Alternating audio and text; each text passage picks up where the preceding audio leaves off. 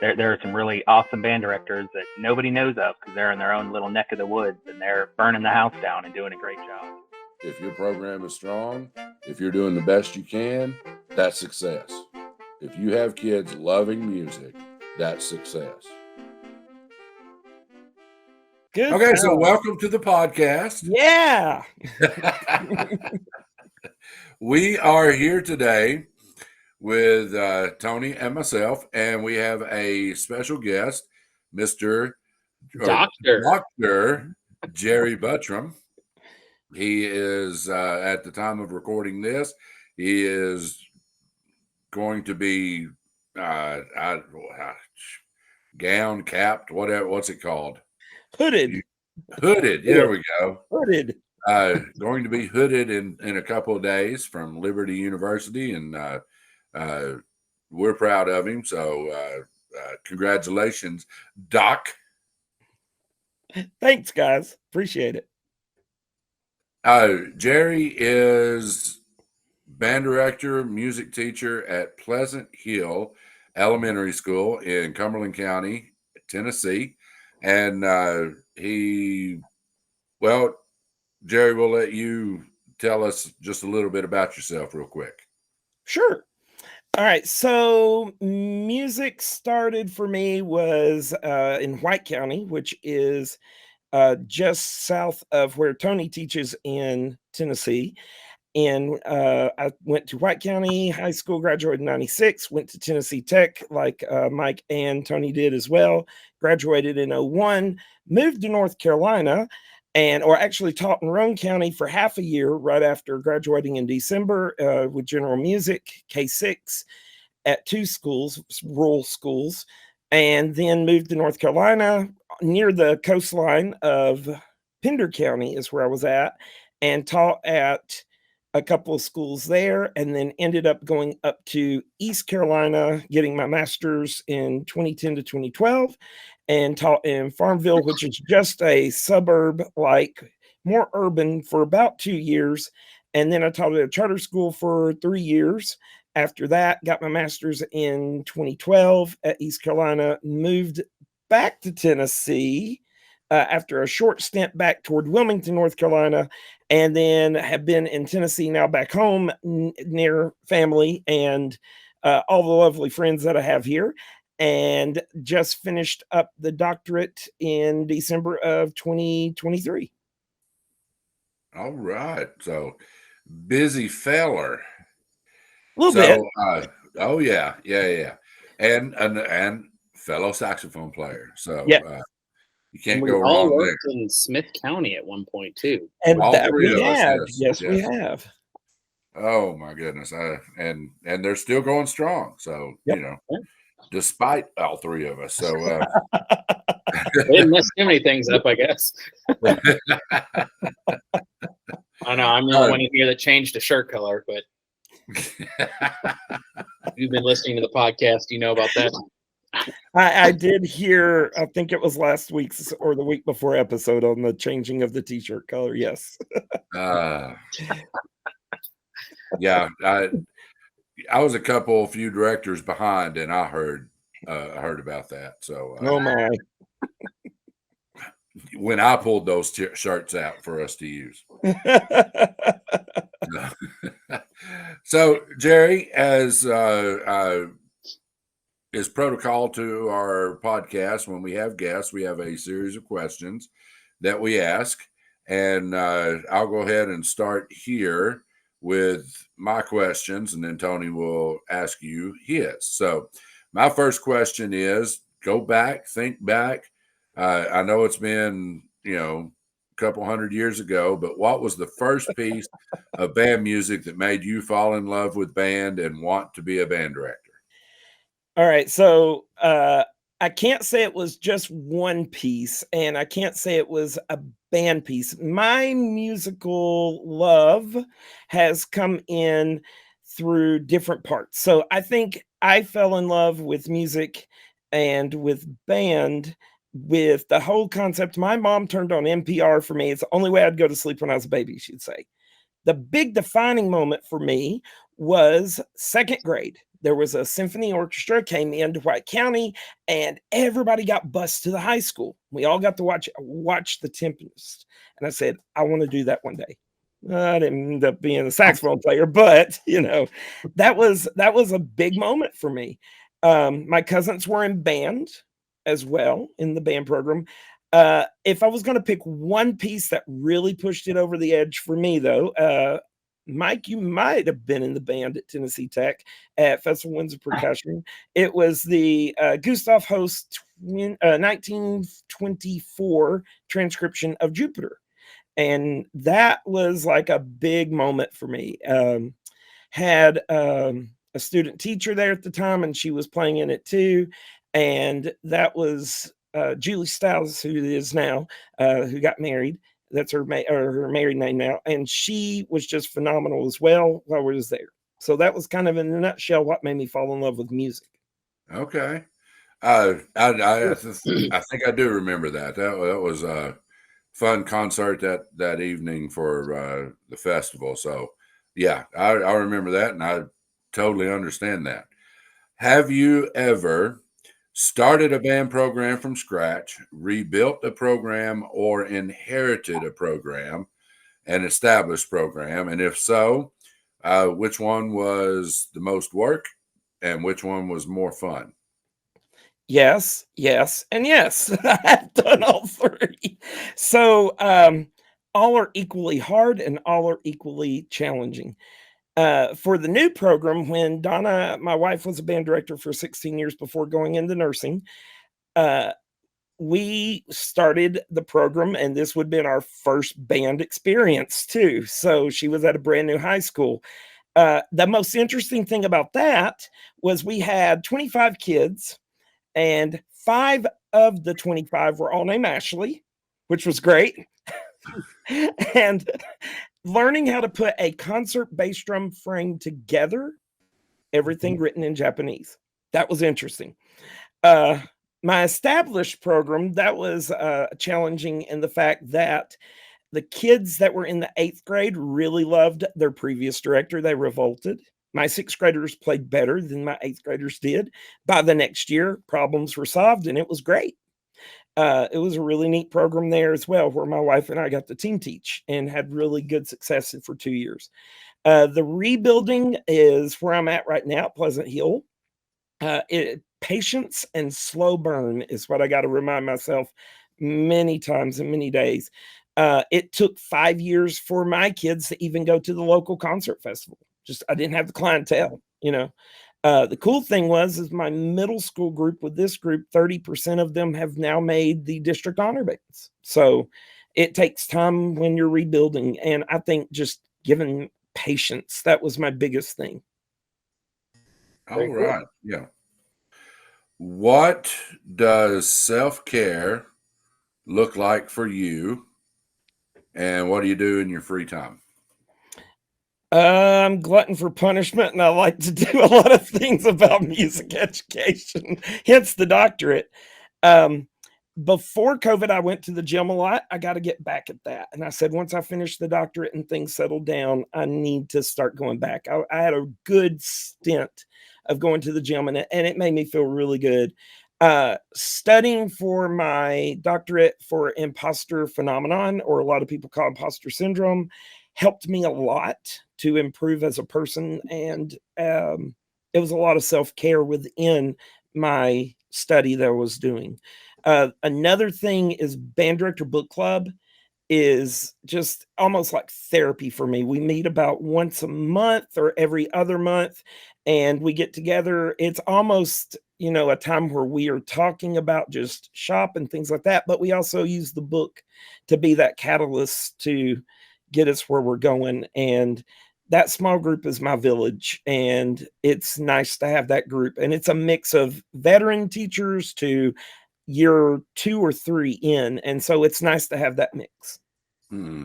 Yeah, I agree. It's cool to find your tribe. Yep. What do you wish undergrad had prepared you better for, or what were you surprised that undergrad prepared you for better than you thought? So the thing that I thought was the most useful, I hit the sweet spot at Tennessee Tech for undergrad. I had Joe Herman, I had Robert Jager for theory. Joe Herman is conducting, Dan Hearn, Mitzi Groom helped a lot with doing methods class. I had Roger Martin. God love that man because I was the worst saxophonist in the studio and he allowed me to come in. Charlie Decker with brass class. Invaluable. I'm the reason why we had the 180 most misspelled words. But I can spell embouchure to this day because of it. Chris McCormick was really big about jazz. I really didn't have a big jazz experience until then. And having him really just slowly guide me through and understand the concepts of improv was just amazing. And the big mentor was Dr. Wayne Pegram. And God rest his soul, man, he was grandpa to us all. And I have to say a lot of the reason of why I can do what I do today is because of him in method classes.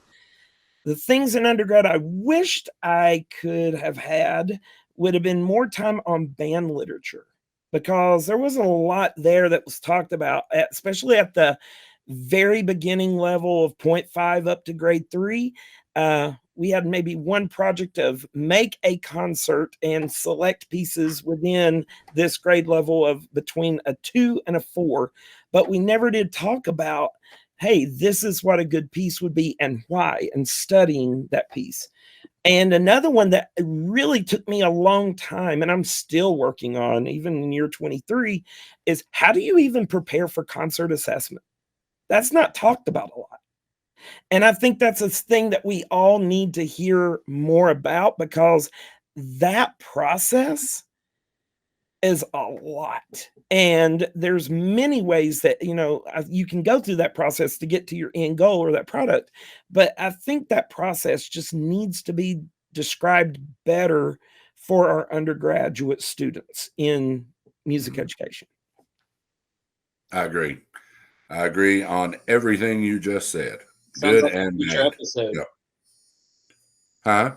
Sounds like a future episode. Yeah. Yes, it does. Yeah, it does.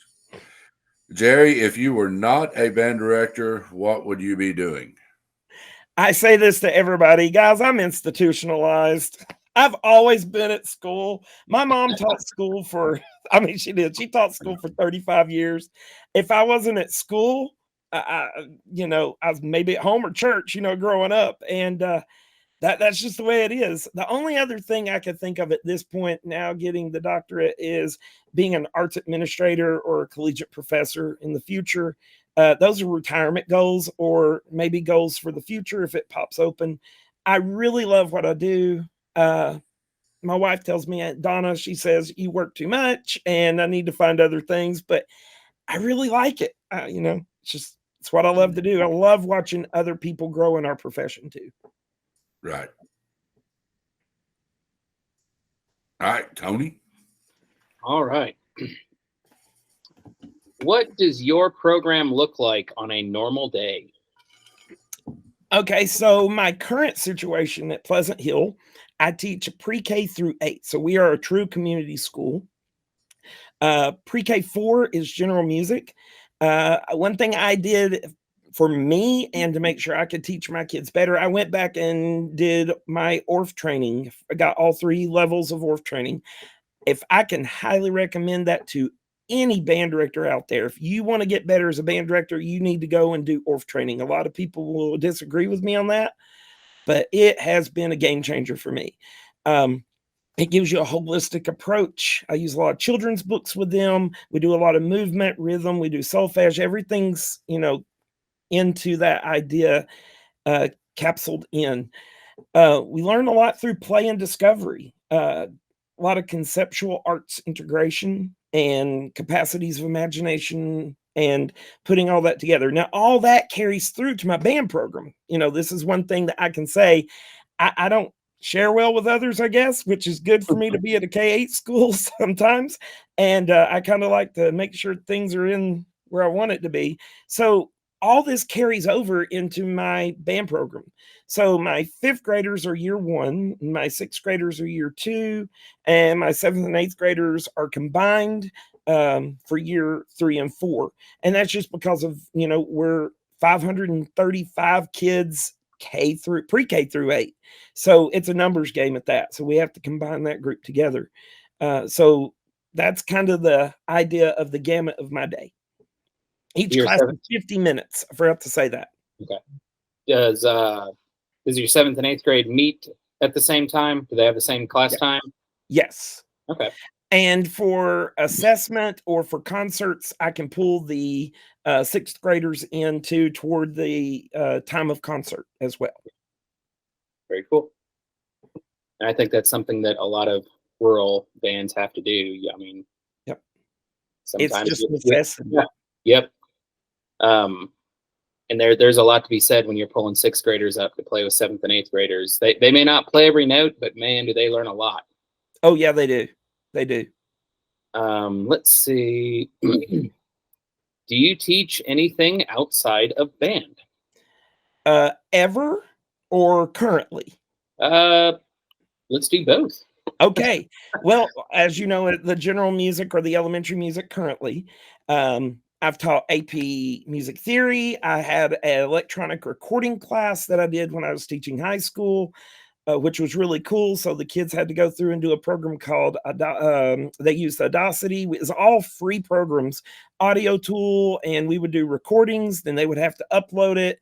And then they would end up doing it was kind of like electronic EDM type music, but it was really cool to see how they could create their own piece of music that way. So there's a lot of kids that were not typical band kids, but it was really neat to see how that class worked.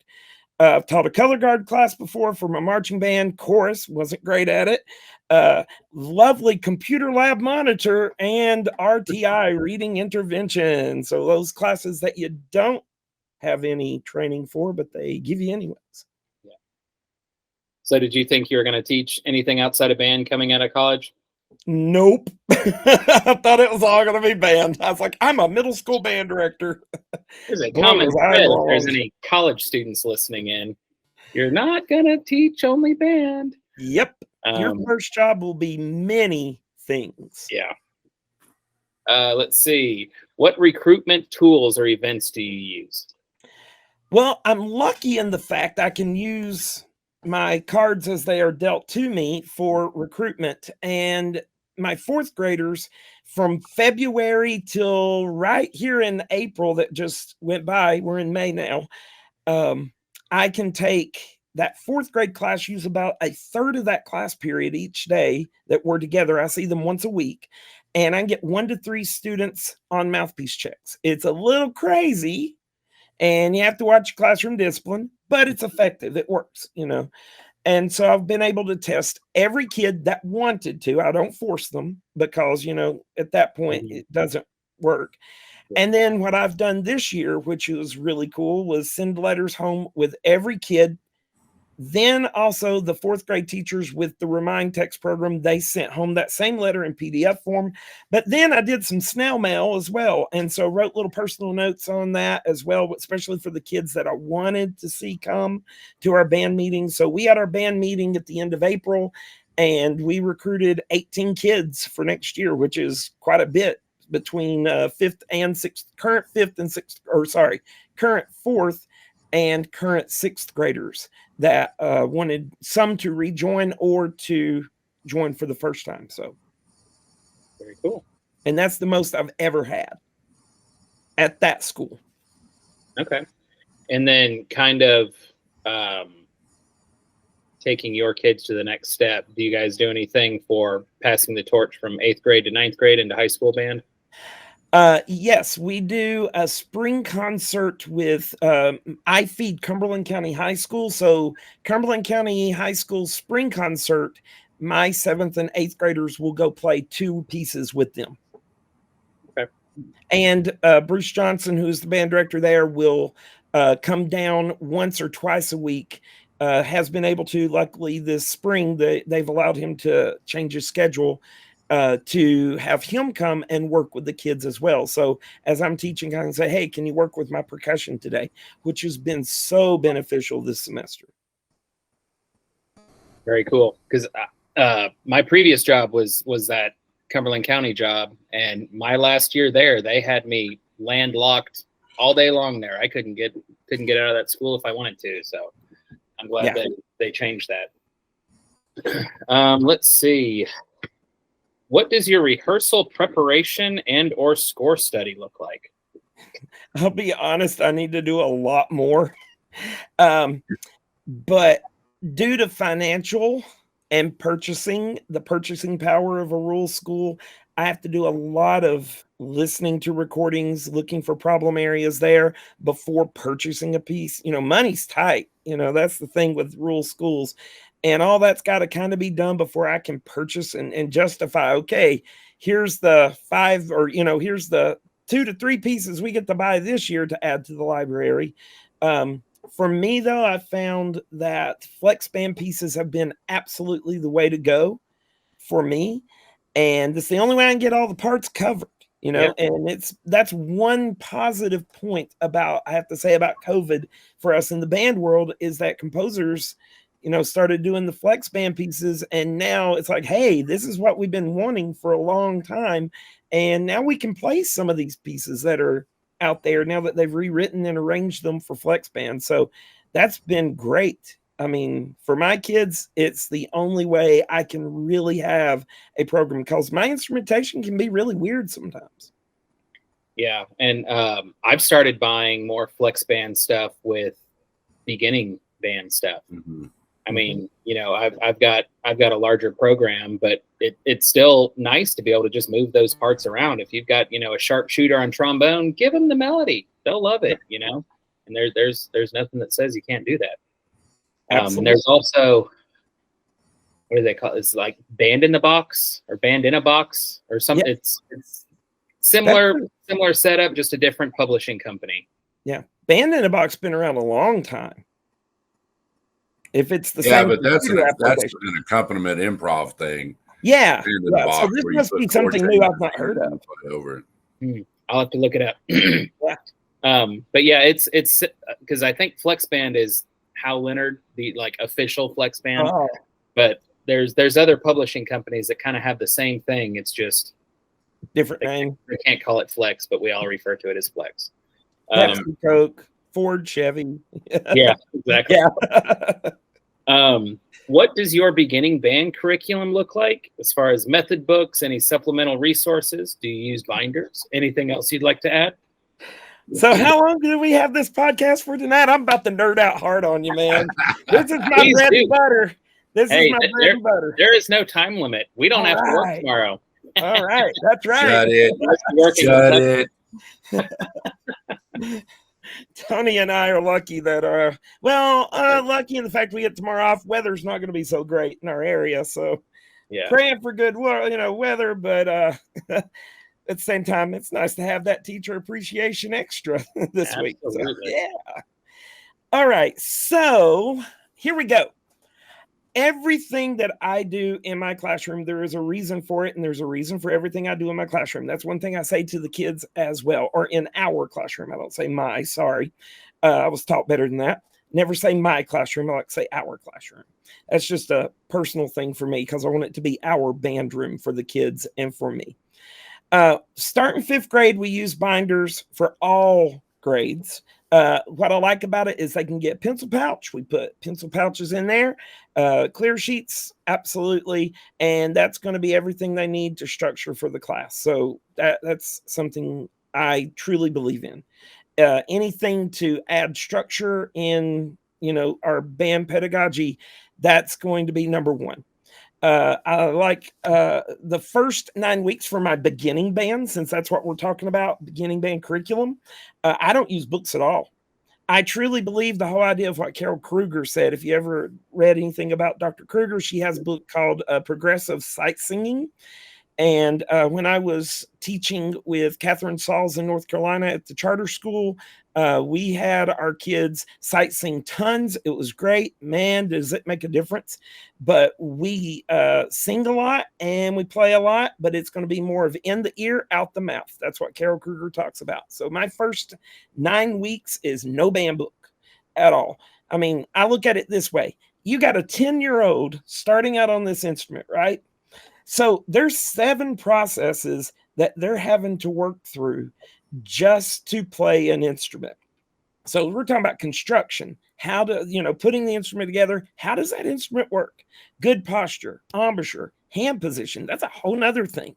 And so then we're talking about just quality of sound. So, how can they read when you're working on quality of sound? What's a good sound? What's a bad sound? Are you listening to yourself? Dr. Roger Martin always would say, let your ear be your guide. So by the time in October where we do our first informants, and stole that from Mike, by the way, thank you again, Mike, for that idea. Our first 9 weeks with the beginning band is we will play things that are not notation of traditional sense, but it would be notation just written down, like maybe pitch names. So we're still working on just getting a good sound, air support, breathing. I mean, all these things we talk about with the kids, and we say, if you build this foundation, they can thrive better throughout the semester or throughout the rest of the year. I mean, even to the point of, how do you hold this big clunky piece of metal or plastic? I think about the kids, 10-year-old, trying to figure that out. That's a lot. That's one whole big thing within itself. Then we get to the reading of music in October. I know, told you I'm gonna nerd out hard on this.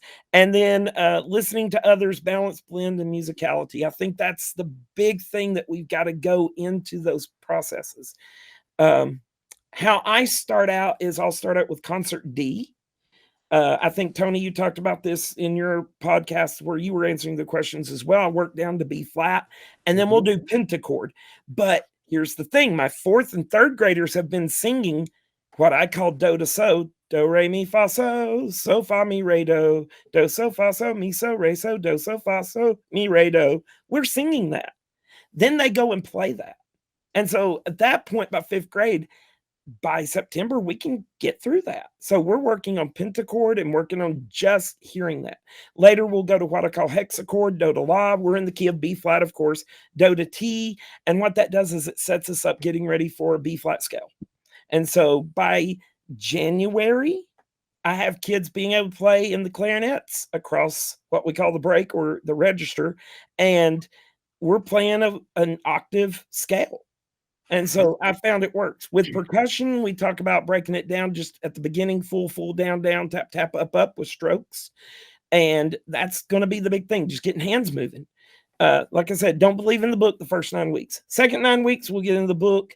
I like Standard of Excellence. It's the one I hate the least. I think you've heard a lot of people say that probably on the podcast already.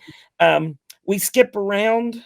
We don't do the whole book as is. I'll write things out in different keys. If it's in B flat, we can write it in A flat, finale it out, give them to them. Say, all right, play it in A flat.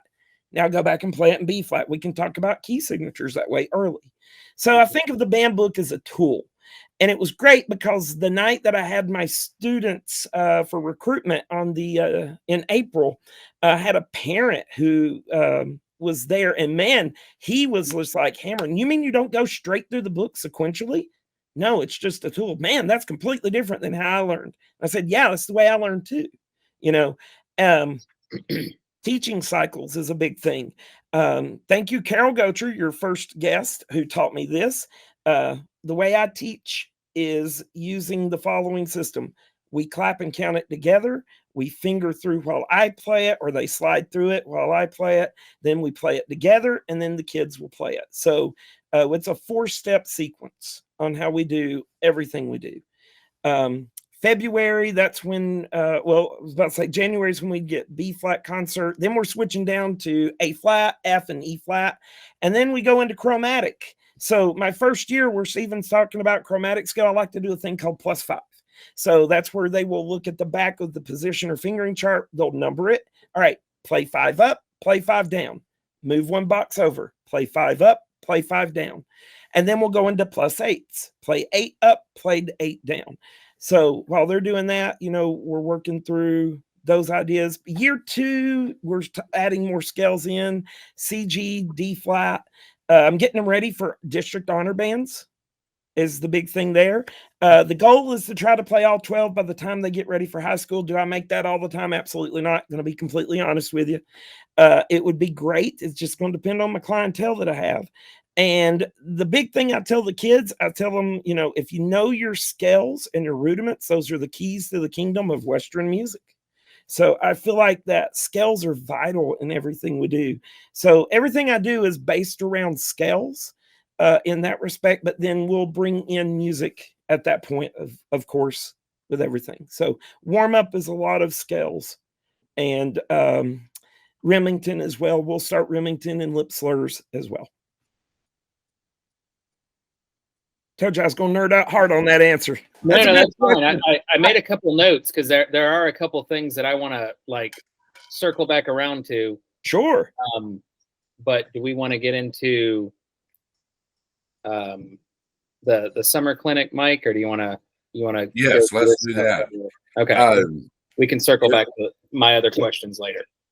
Yeah, if you've listened to any or a few of our other podcasts, I know the one with Carol, we've talked about it. The one with David, we've talked about it.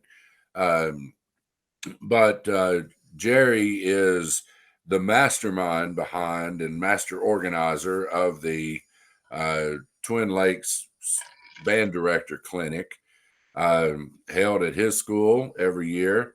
It's usually the first week of June, last couple of days of May.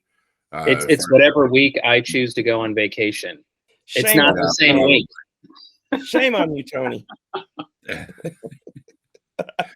But it's over 3-4 days, maybe, Yes. that all the area band directors can get together, and he's put together clinics and sessions for us, you know, that we're going to use.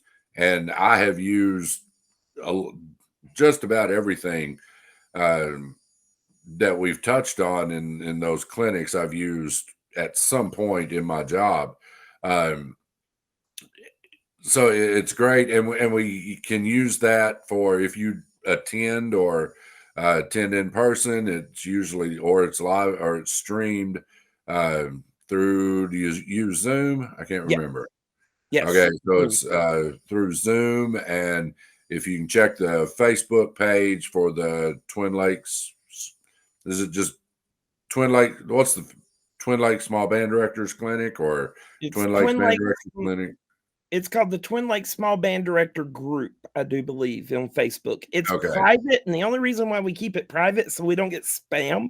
But anybody is, you know, that wants to join can join in. So right. So the links are posted there. It's free. So there's no registration fee or anything like that. It is accredited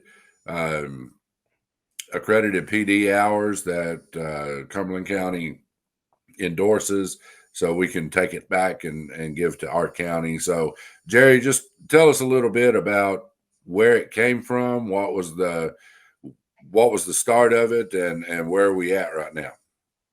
Absolutely. So I did not think of this idea. Like most of my ideas, they're either stolen or somebody said something and I said, hey, I'll take off and do it. So this idea came from Carol Gocher, which was your first guess.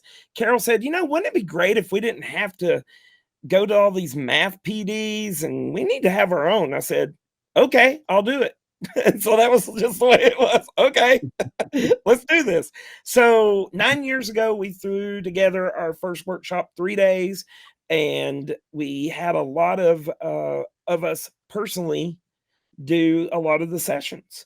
It's grown from there. The great thing I like about this workshop is that everyone has an equal voice. No matter how long you've taught, 1 year, 30 years, everyone's equal in there. We wear t-shirts and shorts. You bring your favorite lawn chair. We have coffee. We even eat lunch together, and we're discussing a roundtable discussion on a topic. For instance, one this year is going to be on anxiety. So one of our directors, and that's the other thing I like too, I ask, hey, what do you want to be in our workshop?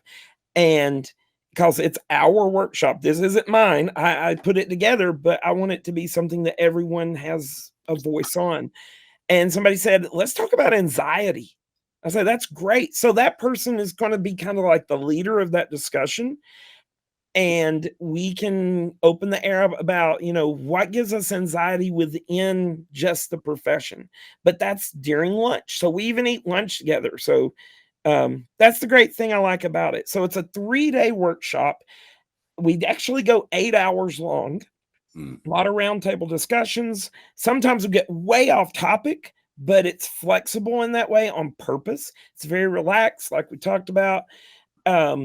It's always been free. And that's the other thing we talked about too. Anytime we ever wanted to go to a workshop, it's like they're $500 to $1,000. And if you're a rural school, you don't have that money. That's just bottom line. One, it's teachers. We don't have the money. Two, your program doesn't have the money to send you. So you've got to use every penny you got to buy music or fix the instrument that the kid broke or try to get a new instrument. So that was the other thing we talked about. So that income's just not there. So every year we have to have 18 CEUs, and this gives us the actual amount that we need, that or for renewal of licensure. So that's one thing I like about it too. So not having to go to those law seminars anymore sure is nice when we can go in and actually learn from each other and bring in guests. So we've think you've talked about in other podcasts as well that we do bring in guests. We've had Mikael Rogers from North Carolina as composer. We've had diversity within compositions. Let's see. Another one that we had was Randall Stambridge was nice to give us time. So there's a lot of people who, if you just ask and say, hey, all I do is send emails. What they can say no, or hey, I don't have the time, and that's okay.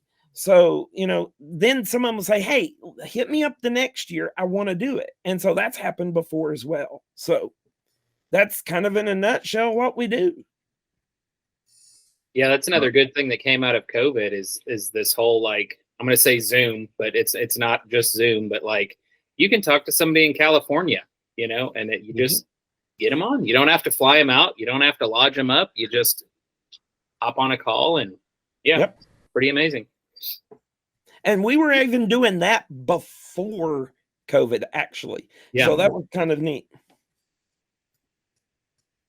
Yeah, there's been some amazing guests. I mean, so come in and do some good sessions. So what are the dates this year, Jerry?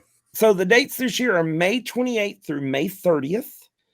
And we have quite a bit. Let's see, we have a lot of our local at Tennessee Tech, a lot of local people coming in this year, instrument wise, because they're brand new to the faculty. We had a lot of retirement. And so one of the things they have to do to gain tenure is that they have to go out and they have to talk to folks and do all these PDs. And so this was a great time this year where we can bring in a lot of the studio professors on instruments and talk to them as well. We also have some folks that are working on PhDs. Mihaly Babich, she is George Mason right now. She's going to talk about cultural competencies in music. That's kind of her dissertation. So she's actually a previous Cumberland County teacher. Mike, you're doing one on mindsets, just to give you a couple of highlights. And one more that I think is really cool is Carol Gocher is talking about talking about mistakes that would happen in the band room that we're listening and assessing in the moment. So he's going to be looking for videos of bands that we can find recordings of and go, okay, here's the score, where's the mistake? And we can do that in the moment and discuss and talk about it. So that's pretty cool. Mikael Rogers is coming in and he is going to talk about common mistakes made at concert festival performance. I'm really looking forward to that one because I'm still learning about that in year 23. What am I doing on that to make it better? So there's a lot of these sessions that we'll have. And Michael, if you follow him on Facebook or anything, he put out wrote an essay on preparation, and it was a fantastic essay, and I can't wait to hear from him again. So talking about doctorate and things like that. So, Jerry, you are going to be hooded in a couple of days. What was your dissertation? What was your dissertation over? So the title of it, here we go for that big title, A Provenant Mindset to Imposter Phenomenon of In-Service Music Educators. So that boils down to say the future thought process of how we feel doubt, self-doubts of how we do what we do in music education. So that was the title. Oh, okay. Yeah, and you had a great session last year at TMEA conference on imposter syndrome. So tell us a little bit about what is imposter syndrome for those who might not know, and just in a nutshell, what are we talking about? Sure, not a problem. So the idea, the academic way of saying it is imposter phenomenon, and that's what Dr. Paula Clance likes it being called. That's where it originated from in around 1974, 1978. So that's kind of the history. She did a study on females who believed they were frauds, had a lot of self-doubt. That's where this began. It has become more known for people to say imposter syndrome. So it's kind of the same thing, just not the academic way of saying it. The cool thing about my study that I found is that it's no longer only one gender prevalent. It's actually male and female. Males will show, those who identify as males will show imposter phenomenon just in a different way. We hide it, and people who identify as female will actually show it more. So they'll show their self-doubts, but we males, we like to hide it. We want people to know that we don't know what we're talking about. The cool thing in the survey that I had that went out with the study, first generational students really have this, hits them pretty hard. So if you're a first generational student in music education currently that's teaching current, and that's who I studied, was K through 12, currently in the profession, they are the ones who have a larger showing of the quality of imposter phenomenon. Because of that, what they'll do is they are perfectionist. They'll overwork, they'll self-sabotage, they'll discount their personal successes. I think a lot of us will do that, even if you're not first generation. Music educators outside of their preferred grade placement was another one that was in there too. So think about band directors who teach high school, but really wish they could teach middle school. So that's kind of that idea. So you're in the place you don't want to be. Your first job might be high school, but you really want to, you feel more comfortable in the middle school setting. So you have self-doubts there. Band directors who teach general music, imagine that, right? So they have a fixed mindset where their idea of I'm not going to grow on this, I'm not good at this, I'm just horrible at general music. You know, you hear that a lot, especially with band directors. Urban, rural, doesn't matter. You know, that's across the board. Then general music reported to be the most acceptable to a fixed mindset, which was interesting when they have to teach band. So if you're a person that did not study band as much in undergrad, but now you're in a rural setting and you're teaching band because it's a requirement, you know, there's a lot of self-doubt there. So there's a lot of things that hit there too. So, you know, the idea of what's going to make music educators or band directors feel more at ease at this, or what the conclusions of my study was, that, you know, we said gender doesn't matter. It affects us all. The concept of making mindful musical moments affects all the decisions made in your present and future music classroom. Imposter phenomenon will affect curriculum and your students' learning. So if you have self-doubts, that can be pushed onto your students. So we have to be really mindful about that. The other things in the study that was interesting is what we talked about earlier with book club for me, is that if you have a village, or as you say, tribe, that will give you a growth mindset, or you are working with other people, and that positively pushes you to have a better experience. So if you're a rural band director, get out there and find your group and meet with them once a month. That's so vital for what's going to keep you in the profession. The other thing was that everything that we do affects everything else. So no matter what happens, good or bad. And it's funny that I was listening to another podcast about this today, that it was the same idea about social. You know, everything that happens in your classroom will affect everything else. I know that sounds really general, but in imposter phenomenon, your self-doubt can come into that, or your growth or fixed mindset can come into that. And the other thing is that if you have a growth mindset, you will learn to work with imposter phenomenon. It's not going to go away. So you're always going to have those feelings of self-doubt, and it's going to be in flux. So, you know, you're going to have self-doubts, but then you're going to grow. But then it's going to go back and forth. It's going to have a gray area there. But as long as you keep working toward that growth mindset and work with your group, your village, you have a better success of sticking with the profession. I mean, our burnout rate is 3 to 5 years now. I don't want to see people leave our profession. I want to see people enjoy it and love it as much as I do. So that's my big takeaway of what I saw in the study that I did. And I think it's something that's not been talked about at the level that we're at. It was talked about grad students. It was talked about professors of music. It was talking about interns or student teachers. But this is the reason why I did it at the level of in-service or current music educators and band directors. So is imposter syndrome something that everybody deals with, or does certain people just not ever deal with imposter syndrome? The research says 70% of us have imposter phenomenon or imposter syndrome, which, funny enough, there was a survey that I did at TMEA last year for Tennessee, and it hit 71% right on the nose. So the people who were coming to the session, they filled out a quick survey. Have you ever had this? And man, did it hit right at the nose, 71%.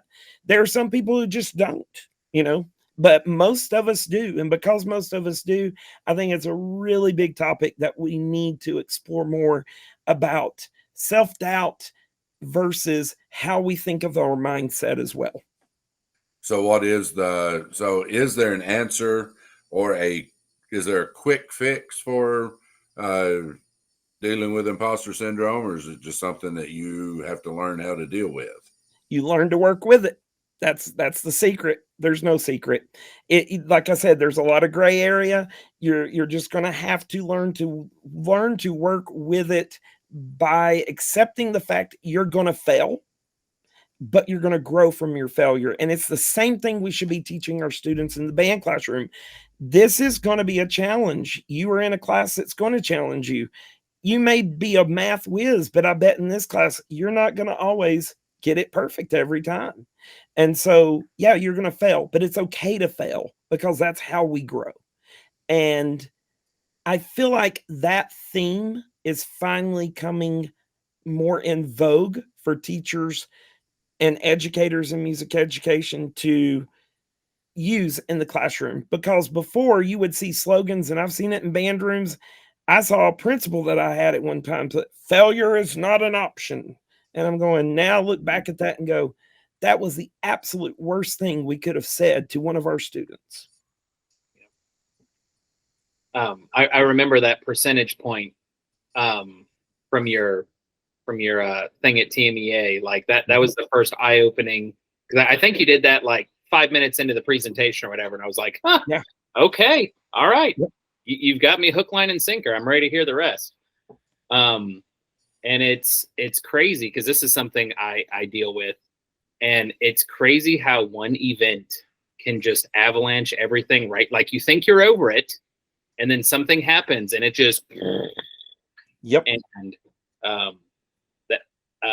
for concert festival this year, my band got destroyed, and the whole way back from the bus, it hit me hard, and I was like, I'm just going to work on a resume, and I'm done because I don't know what I'm doing. And it took quite a few band directors, talking me off that ledge. Just, you're doing all the right things. It's a snapshot. You're doing fine. I'm like, no, I'm not. I don't know what I'm doing. But yeah, it's something that needs to be talked about more. And it's a real thing. I question how we assess our bands, well, really our students in education all the way around. And this is one thing that I had talked about since standardized testing period has just passed us by. We now, 23 years ago, yeah, that was all we had. The technology was not there to do what we call benchmark testing or quarterly testing every 9 weeks. So now we assess our students at my school so much in the non-arts classes. Every 9 weeks they have a benchmark. Mm-hmm. And then they have to take this ritual that we do every year. That's what I like to call it now, the ritual of standardized testing. So I'm going, as a researcher now, how much data do we really need, number one? And number two, I question the fact of how valid is this standardized test now when we are taking them and pulling them into separate settings and doing all these things where benchmark testing is done in the classroom in about the same amount of time as they normally take the class, that 90-minute or 45-minute time period you might have, and get that assessment from there. So I question where we're at. Now we have the technology that they can take those benchmarks and the teacher can look in the non-arts classes and go, oh, I've got all my data. It's all right here on my computer. We're good. Now I know what I got to do to assess and move forward. I don't get standardized testing now when the other data makes more sense. But, that's just me. What do I know? There's too much money wrapped in it now to get away from it. Oh, yeah. Yes. It's a $1 trillion business now, and you can't just back out anymore, And, you and I and the other person down the street know as well, the lobbying is a lot of it too. Yeah. So when our legislature forces us in our state and requires us, because of lobbying money, and I'm not afraid to say that, to do standardized testing, why are we hurting our kids when we could be doing other things and teaching them experiences and making moments with them in a better way of using our time? Those 180 days go by fast. Yeah. Mm-hmm. And how many of those 180 days are tested? Exactly. More than we would all want to agree with. Exactly. Oh, yeah. We finished TCAP testing on a Friday. We got an email before 3:00 on Friday saying that benchmark testing would start the following Tuesday. And I'm like, yeah. Hey, yeah. Welcome to May. Yep. Yeah. Horrible. Tony, any other questions about imposter syndrome? On imposter syndrome, well, if somebody is wanting to read about this or that they think that they might have it, where should they go? What do they need to get a book? Is there YouTube videos? Like which direction should they start going in? Or find a therapist? Or no, those are all valid places. And I think it depends on the way a person learns, because we have language learners, we have spatial picture learners, and we have visual learners. So I think you've got to know your learning style, number one, that's going to help you the best. I was never a big reader until Band Director Book Club. And so for me, reading it in a book has really helped. There's many books out there. The other thing that I really did not realize I would love is podcasts now. I just, my drive to school, 35 minutes one way, I'm putting it in. Hidden Brain, if I can say any podcast to go and listen to, Hidden Brain had one this week on mindsets, which talked a little bit about imposter phenomenon, but also about a year and a half ago, they had a really good podcast session on imposter phenomenon. And that was kind of my catalyst as well of going, ooh, this is what I've been dealing with for my entire career. And that was the thing that got me started about, oh, how can I make this a study? So that sort of fit right when I was starting the doctorate. And I go, now I know what my study will be, and now I can build up to it. And so it hit at the right time. So really, imposter syndrome is just the person having the feeling of you're not good enough. I mean, even though you've studied and learned and went to school and all this stuff, you still feel that, they're going to figure out that I don't know what I'm doing. Correct. And I'm, as the name says, I'm just an imposter teacher or band director or whatever. And it's more than just, okay, this lesson didn't go good. It's a little bit deeper than that, right? You have to find your root to the problem. Right. So that for me, I had to go back and do a lot of searching, as we say, soul searching, and figure out for me, where did that begin and what carried that through in my career. For me, it was being told I wouldn't make it through undergrad.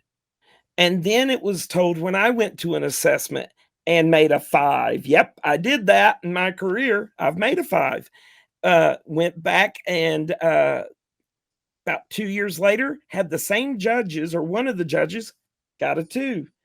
And so that, I have to say, that judge came back and this is where I say they apologized to me. And they said to me, we were way too hard on you.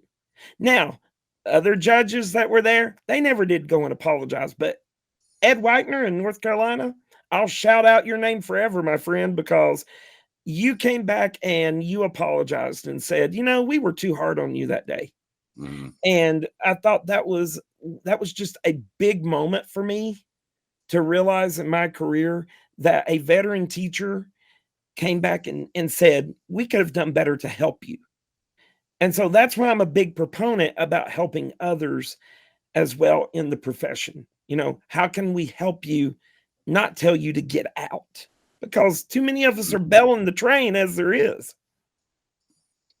That's one of my biggest frustrations with a certain Facebook group that has a bunch of our profession in it. I won't mention it by name, but a band director will have an issue with something, and the number one answer is find another job. Yeah. That's not going to work for most of us. For some, right, it's a legitimate answer, but for most of us, we can't just up and leave. That's not how that works. Like, how about something else that could actually work? Yeah. So how can we build each other up, not tear everybody down, and have the genius complex, as the podcast in Hidden Brain talked about this week with mindsets, but have a community, where we talk and, we air out the grievances and we talk about how can we work together to make it a profession that we can all grow. Year 30, year 1, student, intern, doesn't matter. First year in music education in undergrad, how can we help each other? What can we do to build us up and make us a stronger profession? I feel like that's the key to working through a lot of this. And that's kind of like a therapy session, like you were talking about, Mike. So, I'd say, going back to your question, listen to podcasts about it. Find the ones that, are going to help you the most. There's some things out there that are just kind of, weren't the best written podcast, I think, or put together. Hidden Brain, like I said, you're going to hit that one. You're going to be just fine. We're very well researched, and always has fact tracking through theirs, and finding good published books about it. So there's workbooks that you can work through as well. So that's the thing I would say, working through your ideas of imposter phenomenon. Absolutely. Very cool. Yeah, very, very interesting. Very interesting topic. Yeah. So I didn't know a thing about it. I knew nothing. I didn't know there was such a thing until you started talking about it, and we started just, personally starting discussions about it when you were starting to work on it on your doctorate. And it's just, you mentioned a few things like, yeah, I've felt that. I've thought that. And, I was like, oh, okay. Well, then it's normal. Everybody goes through it at some point. So, Absolutely.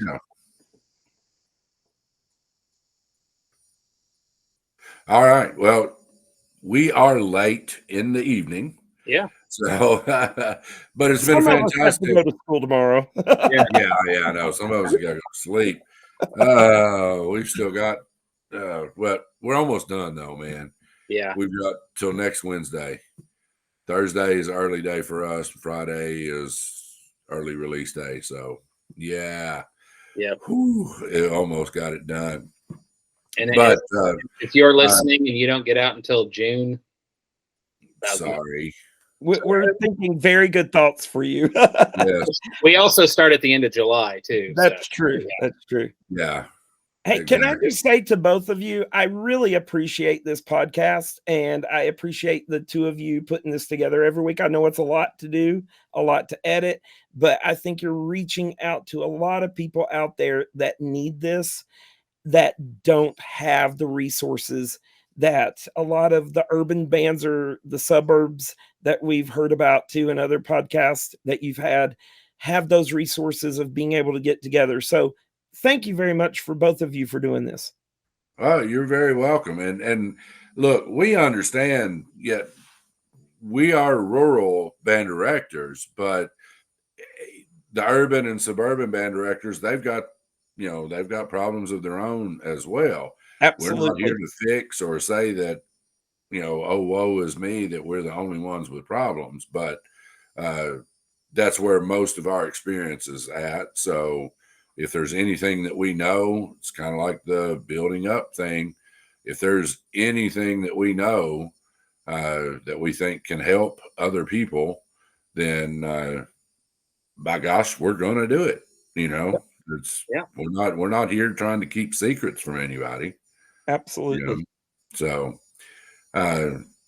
Jerry, be safe on your travels as you go to Virginia and to Liberty University to get hooded this weekend. So, Tony, it's great to see you again this week.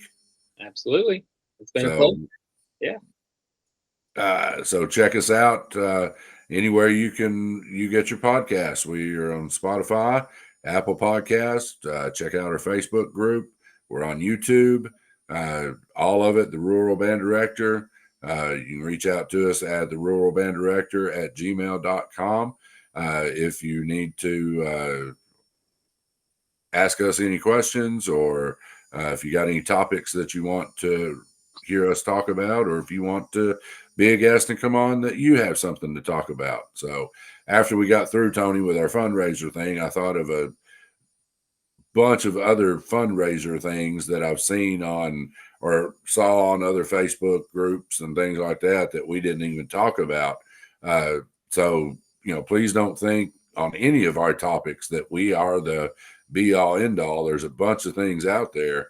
That's one reason we put this together, is we want to hear from other people and steal their ideas and, see what works for them. We'll tell you what works for us. So.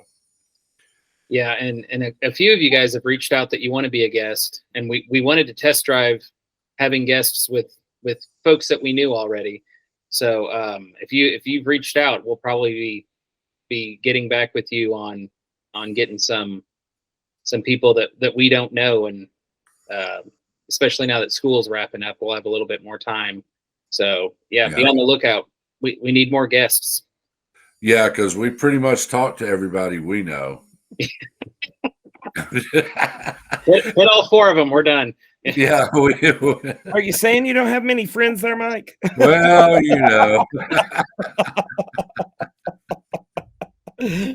So anyway, it can be a lonely world if you don't have your group. So you got to have your tribe. You got to have your tribe. Well, fellas, I'm out. I gotta go to school tomorrow. I don't. Neither do I. Thanks again for giving us a voice, gentlemen. I appreciate you much. Absolutely. Well, thank Thanks you for coming, Jerry. Bye. Bye. Bye. Thank you for listening. If you liked what you heard, feel free to check us out on Instagram, Facebook, and YouTube at The Rural Band Director. And if you have topics that you'd like for us to cover, contact us through email at theruralbanddirector@gmail.com. Thanks for listening.